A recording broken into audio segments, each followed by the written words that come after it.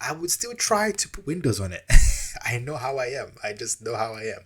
Solid mind here, and today we are looking at the AYANEO Pocket EVO. This looks gorgeous. Let's find out, should you buy this in 2025? Today we're going to be taking a look at the all-new AYANEO Pocket EVO. Now at the time of making this video, I've only had this for about 24 hours. I've been doing a lot of testing with it, and I do like what AYANEO has done with this device. This has been one that I've kind of been excited about given the That looks gorgeous. I think black would have made it look better, but it's still gorgeous. chipset and screen they're using here. Because when it comes down to it, what we've got is a 7-inch OLED up to 165 Hz. It supports HDR up to 8. Asphalt is a game that is mainly played in mobiles. A lot of these games are not very powerful games, so it looks good, but the power, I'm thinking, is it a very powerful game in console? This might be good for like G Cloud or for cloud gaming. But so far, it does look gorgeous. 800 nits of brightness, and the screen on this thing is absolutely beautiful. Yes. The one that I have here is the retro power version, so we've got that retro styling going on, but keep in mind, you can pick up a white or a black one over on their website. Yeah, I would go for black. And we've seen this form factor from AYANEO before, but with an x86 CPU. This is basically the fingerprint scanner is good. The same shell they were using with the AYANEO 2S, so we know it's really comfortable, but we haven't quite seen a display like this from AYANEO until now, and I do think they've done a bang up. I like how the lights, light up on the joysticks. I know that some of the latest handhelds have this feature, and it's, for example, not the Steam Deck. What is that handheld? The Switch 2. The Switch 2 has little colored Joy-Cons, so they don't light up, but the Joy-Cons have the colors underneath them, whereas this does light up, and I like job that. With this one.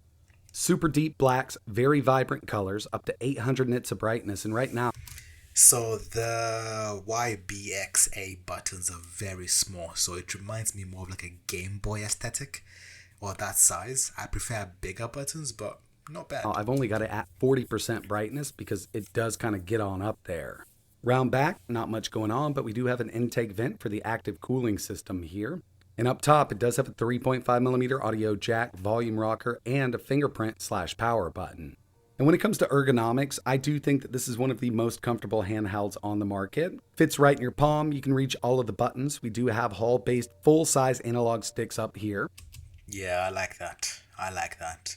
I still think they're a little bit too small for my liking, but so far so good. And around back, we've got Hall-based triggers with quite a lot of throw.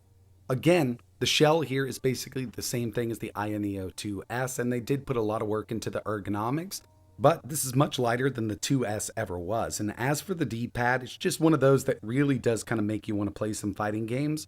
Really good roll, and I've always been a big fan of these D-pads on their devices. I love the button feel here from the...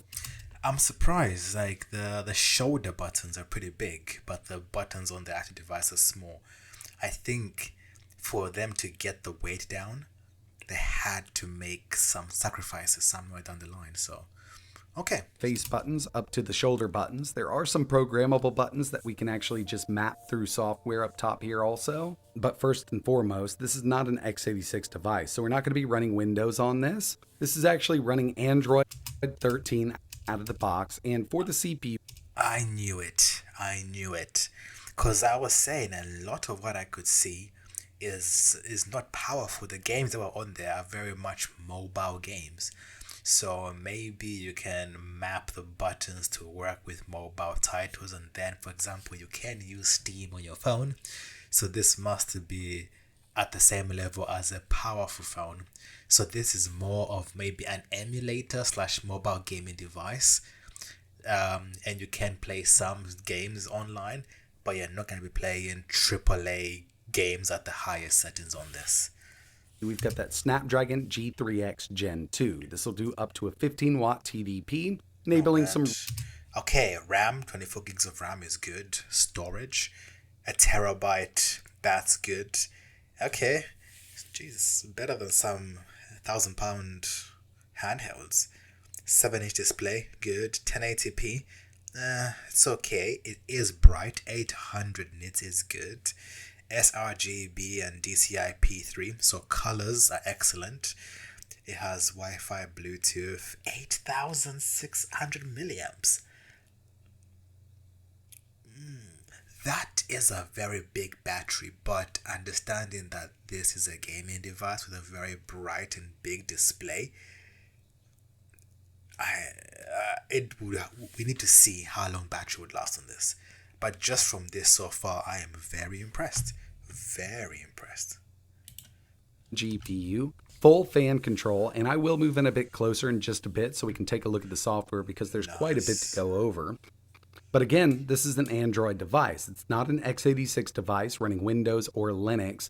We've got Android, and with that, we do have a lot of different emulators, a lot of games that we can play. We can always stream. If you want to do it locally, use something like Moonlight, Steam Link, or This is where I kind of start asking the question, at what point is it just easier to just get a phone with like a gaming like grip?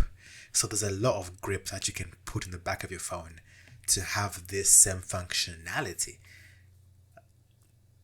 But I guess if you're somebody who is on a tight budget and doesn't want to go for the Linux or the Windows route, then this might be a reasonable option.